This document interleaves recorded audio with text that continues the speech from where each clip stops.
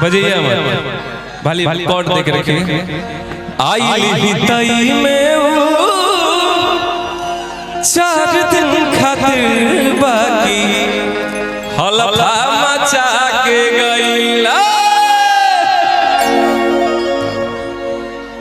तुमसा कोई प्यारा कोई मासूम नहीं है, तुमसा कोई प्यारा कोई मासूम नहीं है। मेरे पूरे भाइयों के लिए लाइन है। तुम जान हो मेरी तुझे मालूम नहीं है। एक और अपने भाई के लाइन कि जेकरे से लव कइलू ओकरे से परेशानी बा। यार की हो तुम्हारा बेटा बता रहा है तुम क्या क्या मजाक मस्ती है कि जेकरे से लव कइलू ओकरे से परेशानी बा। ऐसा नंगी करम तो हरो लागे खानदानी बा। ऐसा नंगी करम तो हरो लागे खानदानी बा। कि आज हा पहिला मिलनवा मिलल सजनी के सजनवा। वो कहेंगे भगवान से कि आज हा पहिला मिलनवा मिलल सजनी के सजनवा। हमार खिलल अंग बाटे सौ से बदनवा। सुनी सुनी भगवान जन बिहान होके दी। सुनी सुनी ये ओरिजिनल प्रेम की बात है पति पत्नी के, और खास करके आज ये भाई के लिए तो ये गाना बहुत सटीक लग रहा है। हेलो हेलो हेलो हेलो कि सुनी सुनी भगवान जन बिहान होके दी। आज राजा जी के गोरवे में जवान होके दी। आज राजा जी के गोरवे में जवान होके दी। सुनी आज हो पहिला मिलनवा मिलल सजनी के सजनवा।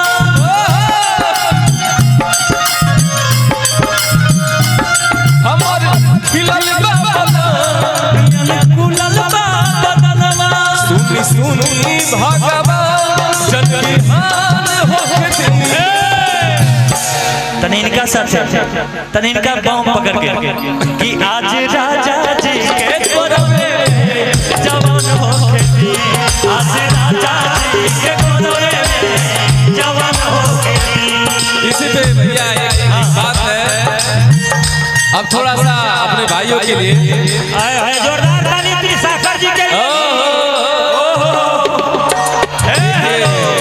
देखिए भैया हेलो सुनिए, आप आए तो ढोलक तबला वाला अपने रुक गया ही का है।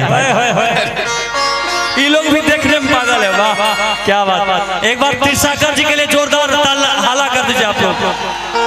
अभी 1-2 रिकॉर्डिंग डांस भी करिएगा, इसके बाद उसके बाद निशा जी का एंट्री मर पाएंगे। सब करेंगे, स्थिर रहो। सब थोड़ा सा एक बार मधु जी के लिए थोड़ा जोरदार ताली हो जाए कि आज राजा जी के गोरवे में जवान होके दी। आज राजा जी के गोरवे में जवान होके दी। थोड़ा सा मधु जी सुनिए, सबसे पहले सबको नमस्कार। आपको बहुत बहुत बधाई। नए जीवन में आपको बहुत सफलता मिले और महादेव आपके जीवन को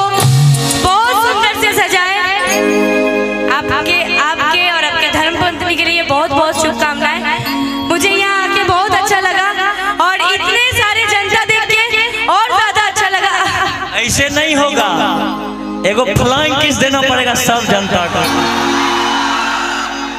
नहीं तो कोई खुश नहीं होने वाला। एक बार हल्ला कर दीजिए तब मिलेगा फ्लाइंग किस, एक बार दे दे।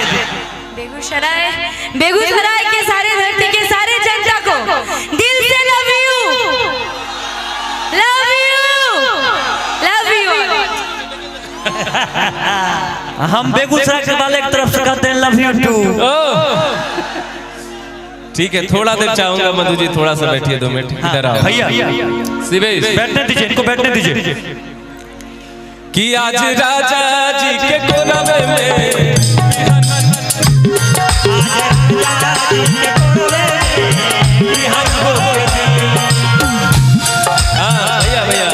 ठीक है, एक गाना के एक लाइन याद आ गई अभी। आप गैरों से नजर मिलाते रहे,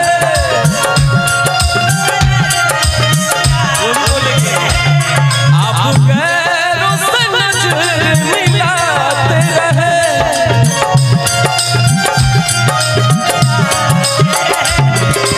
अब क्या एक नजर हमने देखा तो क्या हो गया, एक नजर हमने देखा तो क्या हो गया, दोस्तों इस जमाने को क्या हो गया, दोस्तों इस जमाने को क्या हो गया। आजा जी के कोरवे में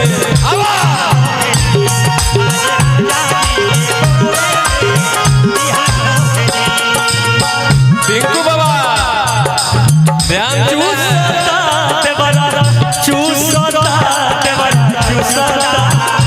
कौन कहता है ये?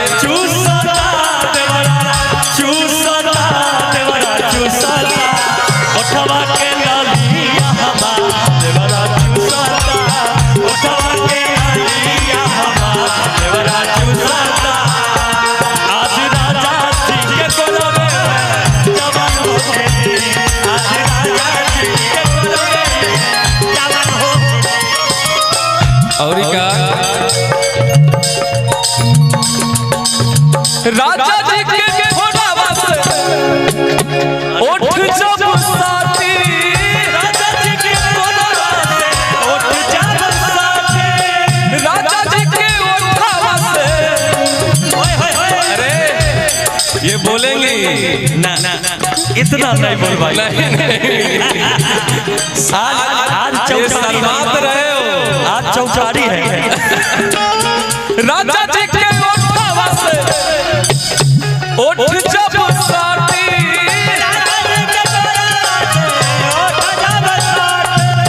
धीरे धीरे हमारा के कोरवा में कोसी, फिर है बतिया सुनी सुनी भगवान,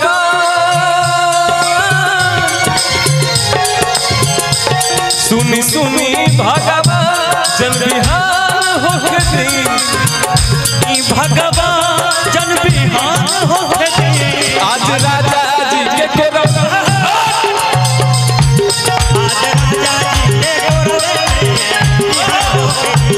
आज राजा जी के कोरवे में बिहान होके दी,